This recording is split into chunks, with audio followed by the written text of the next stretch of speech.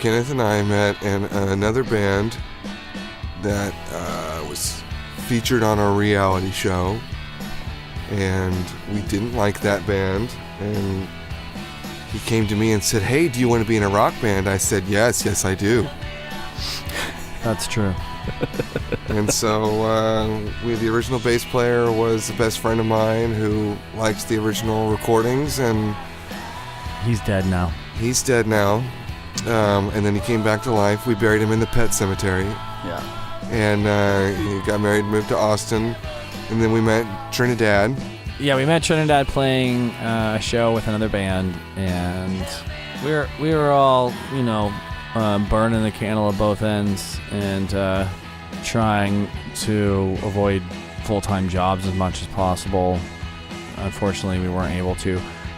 We have been a band now about 4 years, and we've toured since about the inception of it. We've been touring in the same van after pretty much it's the second tour, which is a minivan named Tina. Yes. And we're able to just stay, incognito in all each city we go to. We've got a lot of friends. The Midwest is very good to us. We've seen both coasts, and we feel at home on the road. We've seen two coasts. We've seen two of them. The Pacific and the Gulf of Mexico. That's actually a coast. Yeah. I was talking about the Martian coast. Oh, wait. Where's that? In Marcia. Oh. Marcia, Texas. Marcia, Texas. I feel lucky because we never traveled as a family, my family. So when I say we, I mean the family that I was in growing up, parents and whatnot. But we've traveled as a band, so that we, as a band, has seen a lot, and I've really appreciated it. It's been good.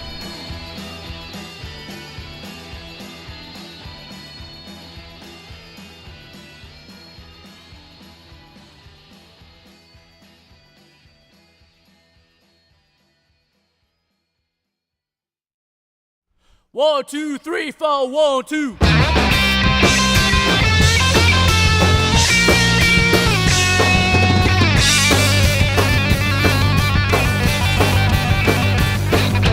I'm still thinking my 1979. You're still thinking, so missing, baby, have some fun. Said you were a lover, a mental freak. Didn't really love you, though, superficial. I'm still thinking that all you said were lies. You're still thinking, so missing, baby, have some fun. Said you were a destroyer, a mental freak. I didn't really love you, girl. Oh, you superficial fucking freak. Sing, I'm still thinking, 1979. You're still thinking, so missing, well, I don't care.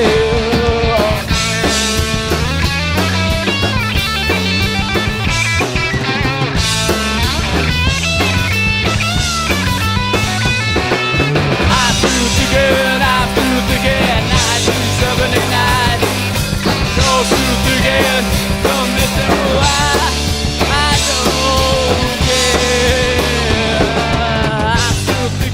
I'm still thinking about 1980. You're still thinking, so missing, maybe have some fun. Said you were a lover, environmental freak.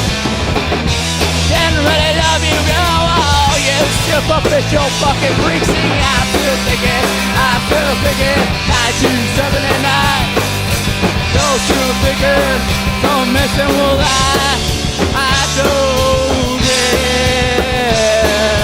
No more suffering, no suffering, no suffering.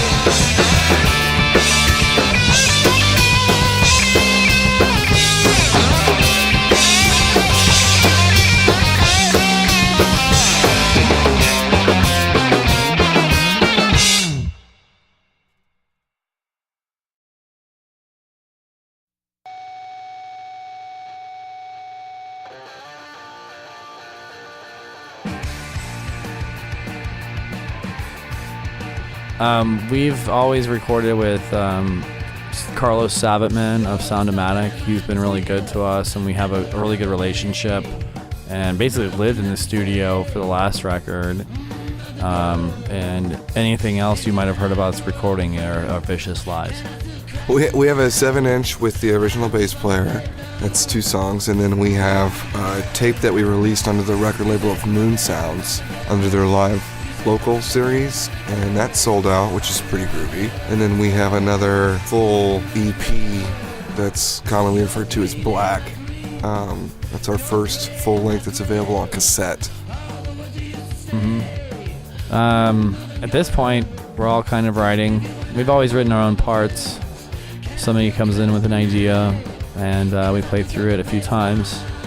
Things have happened pretty quickly. They happen in blocks, I feel. And we've been kind of slow in recording as much material as we have, probably because we're living our lives, and it's not exactly the forefront as it used to be. I don't know. I think because of that, things have slowed down a little bit, and we've gotten a little more comfortable with what we're doing as a band, and the songs that we're writing now, they feel a lot more like us, I think. And everyone's got their own arrangement notes, suggestions, and it helps that we just really all like each other because it just sort of works together.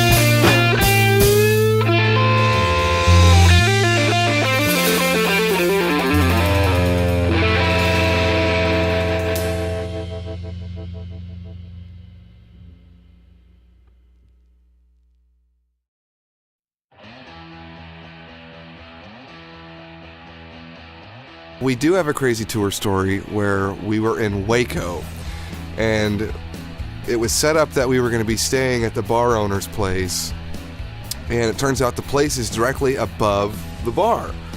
And we head upstairs. There's actually 4 doors to choose from, and we get up. There's a big red door.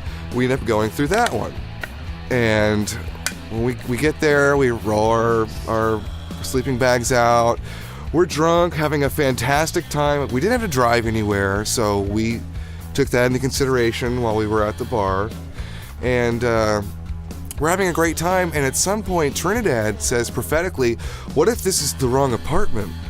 And we just sort of laugh it off. What happened is that we start laughing about something, and we're like throwing peanuts or something at each other, and it gets really quiet, and we can hear breathing, like heavy breathing or snoring. It's like a studio apartment. Yeah, it's just one big room, and we're in it we're on the floor, and it's just one big room, and we hear them breathing, and I figure maybe it's the girlfriend of the bartender or something, and Trinidad then's like, hey, what if we're in the wrong apartment?